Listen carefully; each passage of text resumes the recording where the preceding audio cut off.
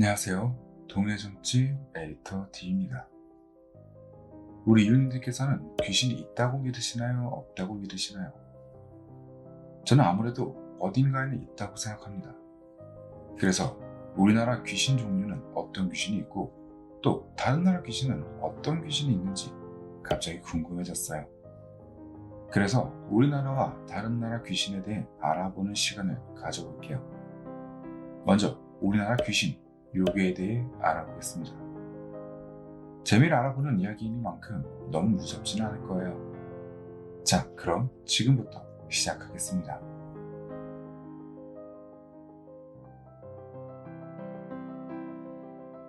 첫 번째, 처녀 귀신.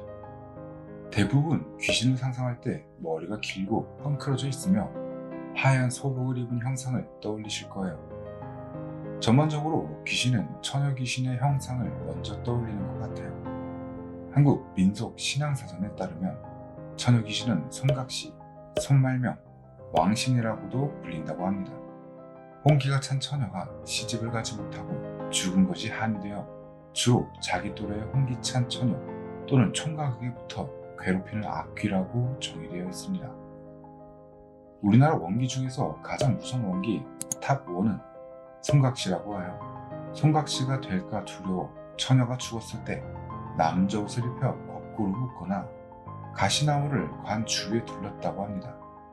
남자 옷을 입히는 것은 남성과 간접적으로 접촉하는 데서 위안을 해줄 수 있기를 바라는 것이고, 거꾸로 묶는 것은 다시 일어나 나오지 못하도록 하는 것이라고 합니다. 지난번에 알아봤던 귀신 비방법에서 말씀드렸던 가시나무. 가시나무의 가시는 나쁜 기운을 찌르는 효과가 있다고 말씀드렸었죠.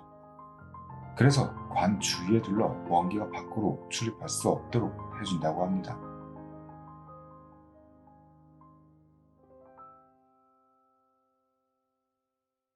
두 번째, 총각 귀신. 처녀 귀신이 있다면 총각 귀신도 있겠죠. 총각 귀신은 몽달 귀신, 삼태 귀신, 도령 귀신이라고도 불립니다.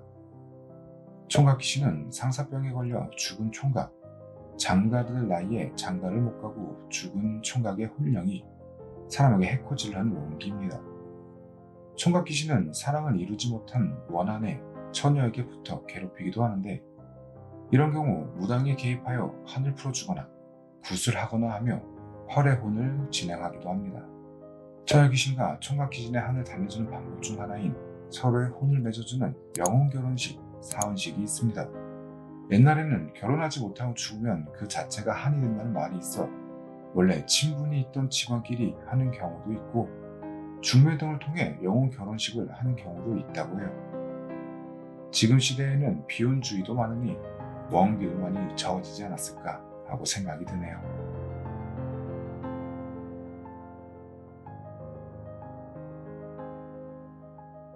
세 번째, 달걀 귀신.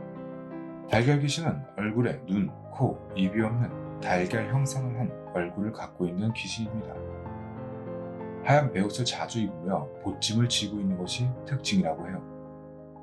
달걀 귀신은 눈, 코, 입이 없기 때문에 말이 없으며 그 달걀 귀신에게 말을 걸거나 모습을 보면 그 사람은 며칠 내에 병으로 죽게 된다는 이야기가 있어요. 탑사골, 달걀 귀신 이야기를 알고 있으신가요? 저도 어렸을 때 들어봤던 이야기인데, 경기도 파주시 조리읍 봉일천에서 새길을 따라 1km 정도 걸어가며 조그만 마을이 있는데, 이곳은 예로부터 도깨비촌 탑사골이라고 불렸습니다. 그 탑사골의 숲속길에서는 달걀 귀신이 나온다는 소문이 있었는데, 옛날에 어떤 젊은이가 이 탑사골 능선을 따라 집으로 돌아가는 길에 달걀 귀신을 마주치고는 시름시름 알아누워 저 세상으로 떠나버리는 내용의 설화입니다. 달걀 귀신은 마주치기만 해도 혼이 빠져나가 시름시름 앓다가 죽음을 맞이한다니, 걸을 때 땅을 보고 걷는다면 문제없겠어요.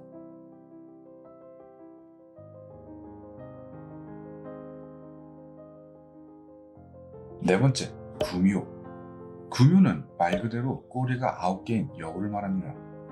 구묘는 요괴에 해당되긴 하지만 인간으로 둔갑하기도 하니 귀신 소개에서 함께 언급할게요. 구묘의 상징 중 하나인 여우굿을 모두 알고 있으시죠? 드라마 소재로도 많이 이용되고 있어요. 구미호는 아름다운 여성으로 둔갑해 남자를 홀리는 요괴인데요.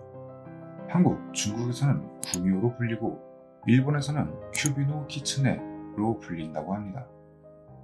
다음번에 기회가 된다면 한중일 구미호 차이점도 알아볼게요.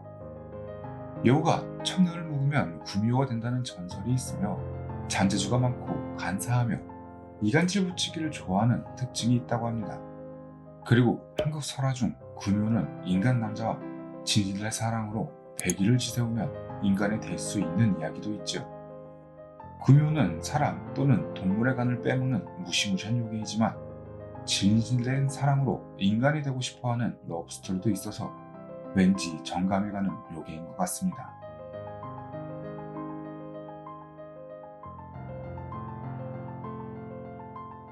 다섯 번째, 도깨비.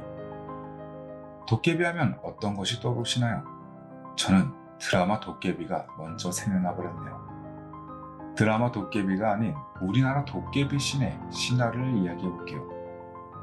삼국유사 등 여러 문헌에도 기록되어 있어 옛날 시대에도 도깨비 신앙이 존재했을 거예요. 도깨비의 특징은 인간에게 긍정적인 부분과 부정적인 부분 모두 갖고 있어 양면성을 가지고 있는 귀신인데요. 한국의 도깨비는 인간을 마구잡이로 살해하거나 미워하는 귀신으로 표현되지는 않아요. 어린 시절 꼬비꼬비, 도깨비 관련 만화인데 혹시 이웃님들도 알고 있으신가요? 꼬비꼬비에 나오는 일화 중 어떤 부분은 인간이 더 악독한 대상으로 나오기도 해요. 사람이 죽은 후 그 영혼이 변하여 생기는 귀신과 달리 도깨비는 사물 또는 자연물로 둔갑하고 있는 형태가 많아 산과 들에서 흔히 나타납니다. 도깨비불 한 번쯤은 들어보셨을 거예요. 청색, 황색, 적색의 이글이글한 불로 공중을 떠다니는 것으로 표현되기도 하죠. 옛날 동화 혹부리영감에서도 표현되었던 도깨비는 혹을 가져갈 수 있는 신기한 능력이 있었죠. 혹부리영감 이야기는 마음씨 싹한 혹부리영감이 노랫소리를 부러워하는 도깨비에게 기지를 발휘하여 노래가 혹에서 나온다고 거짓말을 하여 도깨비 덕에 혹도 떼고 재물도 얻게 된 이야기입니다. 그 이야기를 듣고 심보가 못된 다른 마을 혹부리영감은 도깨비에게 똑같이 혹을 떼러 갔다가 도깨비가 이전에 가져왔던 혹을 하나 더 붙여주는 이야기예요. 이 이야기에서는 혹 떼러 갔다가 혹 붙였다 라는 속담이 생기기도 하고 도깨비의 신통력을 알 수 있는 이야기입니다. 도깨비는 초자연적인 신통력을 갖고 있는데 그 이야기 중에서 무엇이든 뚝딱 만들어줄 수 있는 도깨비 방망이는 사람의 물질적 욕구를 표현했다고 해석하기도 한다네요. 참, 도깨비가 제일 좋아하는 음식은 메밀묵이니 혹시나 내 눈앞에 도깨비가 나타난다면 메밀묵을 대접하고 손을 빌어보는 건 어떨까요?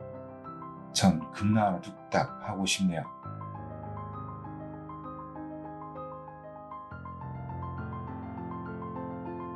이렇게 오늘은 5가지 한국 귀신을 알아보았어요. 자세하게 알아보면 재미있는 귀신 요괴 이야기가 많이 있네요. 다음번에는 장산범, 창귀 등 다른 한국 귀신 추가로 알아볼게요. 자, 오늘 이야기는 여기까지. 우리 연인들에게 오늘 이야기도 도움이 되었으면 합니다. 동양집TV 시청해주셔서 감사합니다. 구독, 좋아요, 알림 설정 부탁드려요.